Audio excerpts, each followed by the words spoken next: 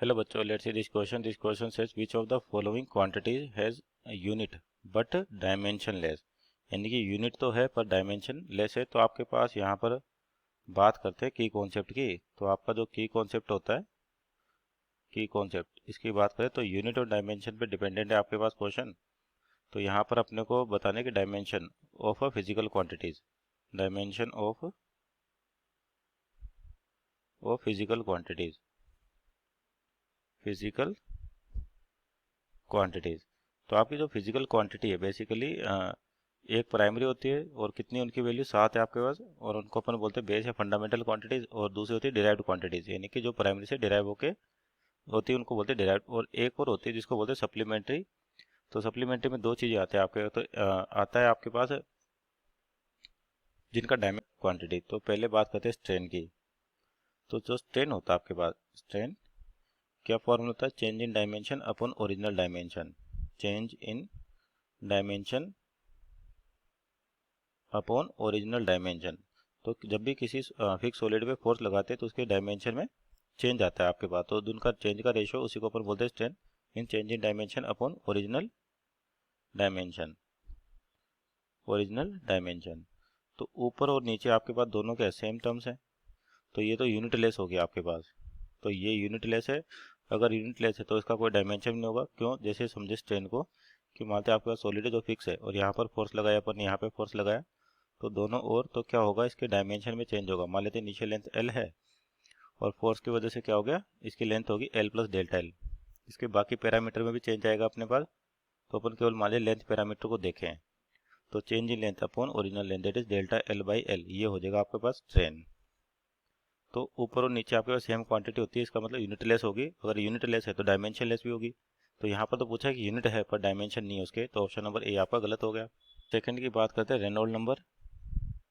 Reynold number, तो ये Reynold number आपके पास फ्लूइड मैकेनिक्स में काम आता है आपके पास टाइप्स ऑफ फ्लो को बताने के लिए कि आपका फ्लो लेमिनार है टर्बुलेंट, उसके अकॉर्डिंग. तो रेनॉल्ड नंबर का फॉर्मूला होता है डेंसिटी वेलोसिटी इनटू डी, यानी कि पाइप का डायमीटर या लेंथ भी ले सकते हैं अपन, अपॉन म्यू. म्यू का मतलब डायनेमिक विस्कोसिटी.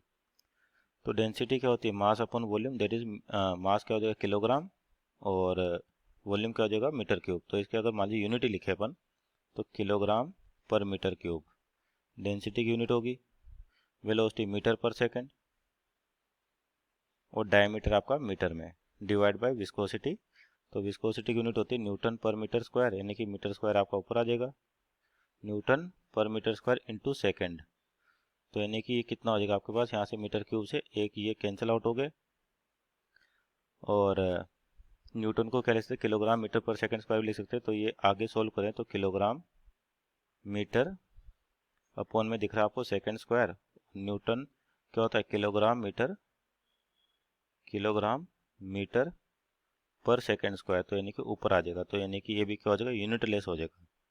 Unit less. वैसे अगर आपके पास रेनॉल्ड नंबर की बात करें तो ये शुरू से ही क्या होता है, यूनिट लेस होता है. इसकी डेफिनेशन में केवल नंबर है तो टाइप ऑफ फ्लो को बताता है. तो यानी कि बी ऑप्शन भी आपका गलत हो गया. तीसरा है आपके पास एंगुलर डिस्प्लेसमेंट.